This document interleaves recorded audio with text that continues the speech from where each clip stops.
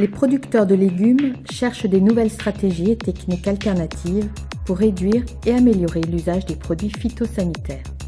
C'est un véritable défi car il s'agit de préserver à la fois l'environnement et le revenu des producteurs. Planète Légumes les accompagne en observant régulièrement la situation sanitaire des cultures pour les conseiller sur l'utilisation à bon escient des produits et en expérimentant des solutions alternatives et innovantes.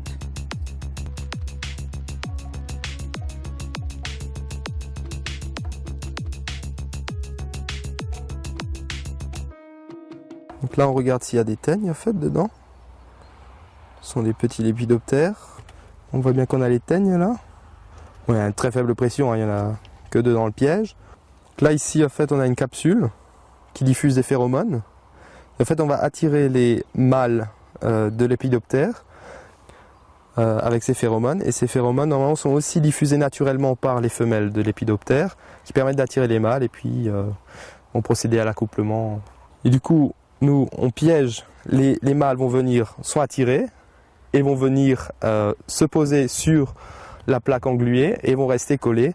Et nous, toutes les semaines, on procède à un relevé des lépidoptères sur cette plaque. Selon le nombre de mâles qu'il y a là-dessus, eh bien, on va relever, on va voir si on atteint les seuils et puis on va envoyer un avertissement aux producteurs pour qu'ils puissent cibler leur traitement. Par contre, le piégeage, ça ne remplace pas une observation au champ qui doit être faite par chaque producteur sur chacune de ses parcelles. À la différence avec les chenilles défoliatrices qui consomment tout le feuillage, qui ne laissent plus rien, la teigne, elle, va forer le feuillage et va rester dans l'espace entre les épidermes, les deux épidermes de la feuille. Et du coup, on a à la fin une tache typique hublot. Alors pourquoi est-ce qu'on surveille les vols de papillons ?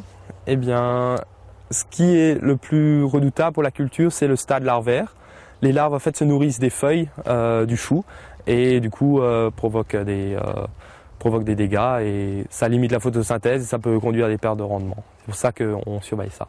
Et aussi, quand les conditions sont humides, les blessures qui ont été provoquées sur les feuilles, ça peut aussi être des ports d'entrée pour des maladies fongiques. C'est l'observateur directement qui va saisir les données dans une base qui s'appelle VGOps.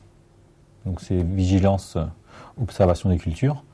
Et à partir de ça, une fois qu'on aura toutes les données de tous les autres observateurs, on pourra faire une synthèse de ces données et ensuite les valider. Là, on a les données de piégeage. Donc ça, c'est vraiment ce qui s'est passé, ce qui a été observé dans une parcelle précise.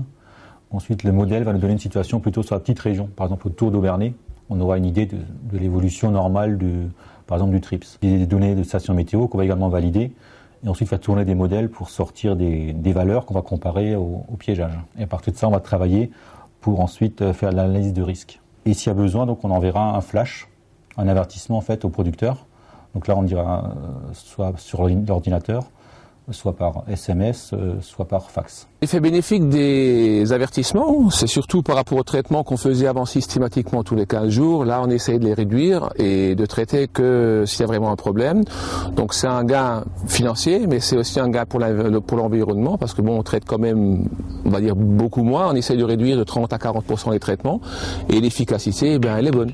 Les observations réalisées régulièrement sur le terrain, en combinaison avec des résultats de modélisation, permettent une analyse de la situation phytosanitaire et une évaluation des risques pour la culture. Ces informations sont diffusées à travers des bulletins de santé du végétal, aussi appelés les BSV. Ceci dans l'optique de réduire et d'améliorer l'usage des produits phytosanitaires. Planète Légumes se sert de ces informations pour la rédaction de ces avertissements.